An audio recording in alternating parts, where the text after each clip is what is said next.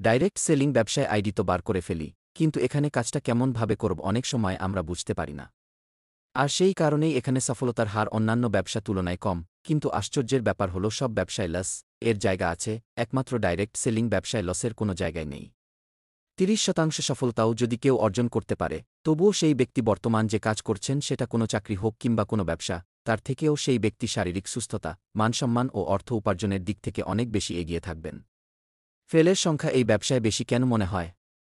এর কারণগুলো আজকে আমি আমার কিছু ব্যক্তিগত অভিজ্ঞতা আপনাদের সাথে আলোচনা করব। প্রথম কারণ হল, এই ব্যবসায় কোনো পুঁজি লাগে না।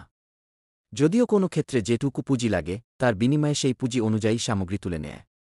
তাহলে সেই ব্যক্তির চিন্তার কোনো কারণ থাকে না। তাই সেই ব্যক্তি এই ডাইরেক্ট সেলিং ব্যবসায় গুরুত্ব সেভাবে দেন না।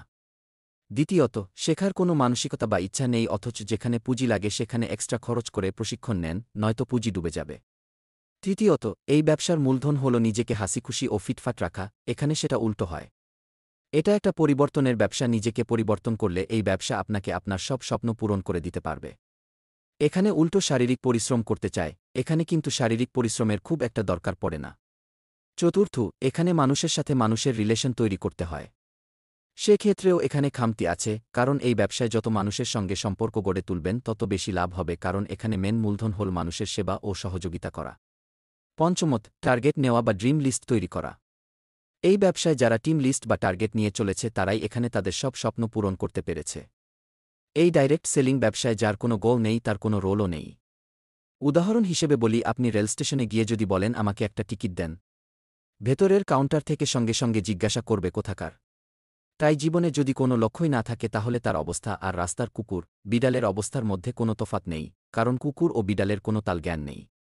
ষষ্ঠত, নিজের প্রতি বিশ্বাস, কোম্পানির প্রতি বিশ্বাস ও নিজের কাজের ও কোম্পানির প্রোডাক্টের প্রতি বিশ্বাস না থাকলে কোনো টার্গেট পূরণ হবে না। যে কোম্পানির হয়ে কাজ করছেন সেই কোম্পানির সামগ্রী সব সময় ব্যবহার করা, তাতে আপনার আত্মবিশ্বাস বাড়বে। সপ্তম, রোজ শিখতে হবে ও শেখাতে হবে, অন্তত দিনে ১ ঘণ্টা করে। আপনি যে কোম্পানিতে আছেন সেখানকার অনেক প্রশিক্ষণ ভিডিও ও বই আছে, সেখান থেকেও শেখা যেতে পারে। এছাড়া আজকের দিনে সোশ্যাল মিডিয়া যেমন ইউটিউব এ ব্যাপারে আপনাকে অনেক সহযোগিতা করবে, কারণ এখানে বড় বড় মেন্টর রয়েছেন যাদের কাছে অনুপ্রাণিত হতে পারবেন, তাতে নিজের কাজটা সহজ হয়ে যাবে। শেখার রাস্তা অনেক আছে, শুধু ইচ্ছাটা আপনার দরকার। অষ্টম, সিস্টেম বা পদ্ধতি। ডাইরেক্ট সেলিং ব্যবসাতে সব কোম্পানির একটি নিজস্ব সিস্টেম বা পদ্ধতি আছে, সেটা অনুসরণ করে আপনাকে চলতে হবে। সেই সিস্টেম এর গুরুত্ব শিখতে পারলে আপনার খাটনি প্রায় ৯০% কমে যাবে। কিন্তু মুশকিল এটাই, সিস্টেমকে বুড়ো আঙ্গুল দেখিয়ে নিজের বুদ্ধি দিয়ে কাজ করতে গিয়ে কাজটিকে আরও জটিল করে ফেলে। তখনই ওই বিখ্যাত প্রবাদ বাক্যটি মনে করে, আঙ্গুর ফল টক, কিংবা নাচতে না জানলে উঠোন বেঁকা। নবম, নেতিবাচক চিন্তা ভাবনা করে যেমন নিজের ক্ষতি করে, তেমন অন্যের ক্ষতি করতেও সাহায্য করে। ছোট ছোট ব্যাপার নিয়ে এরা বেশি ভাবতে ভাবতে জীবনের অর্ধেক সময় নষ্ট করে দেয়। সমস্যাকে কী করে সমাধান করা যাবে সেটা কখনই ভাবে না। দশম, অজুহাত। এটা একটা অদ্ভুত অদৃশ্য হাত, যেটা নেগেটিভ মানুষের মনের মধ্যে বহন করে। অথচ এদের মধ্যে একটি বিশেষ গুণ আছে, সেটা হল সব কিছুরই জ্ঞান বহন করে, অর্থাৎ প্রবাদ বাক্যে বলা হয় সবজান্তা আলওয়ালা বা জ্ঞান পাপী। তাই এই ডাইরেক্ট সেলিং ব্যবসায় এরা সফলতা পায় না। একাদশ, সঠিক পরামর্শদাতা মেন্টর নির্বাচন করার চেষ্টাও করে না। এই ডাইরেক্ট সেলিং ব্যবসায় যে সফল হয়েছে তার কাছে না গিয়ে এরা যায় সেই অসফল হয়েছে যে তার কাছে। সেই ব্যক্তি কেন অসফল হল বা কেনই ব্যর্থ হল সেটা না জেনে, তার কারণ না খুঁজে সেও মনে মনে ভেবে নেয়, তাহলে এটা অসম্ভব, আমার দ্বারাও হবে না। দ্বাদশ, যে কোনো কাজ করতে গেলে ধৈর্যের দরকার।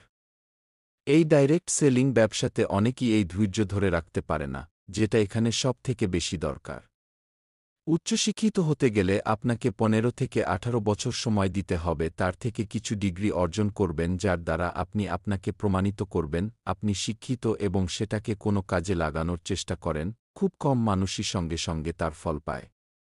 আর যারা পায় না তারা কি আশা ছেড়ে দেয় না, তারা চেষ্টা চালিয়ে যায়, কিন্তু এখানে তারা দিনের পর দিন বছরের পর বছর ধৈর্য ধরে রাখতে পারে। আর যেখানে মাত্র ৩ থেকে ৪ বছর ধৈর্যের সাথে কাজটি শিখতে শিখতে ইনকাম করতে পারবে এবং অনেক মানুষের ইনকামের সুযোগ করে দিতে পারবে, সেখানে তারা হতাশ হয়ে যায় ও ধৈর্য হারিয়ে ফেলে। তো বন্ধুরা, এই ছিল ডাইরেক্ট সেলিং ব্যবসায়ের অসফলতার কারণগুলো।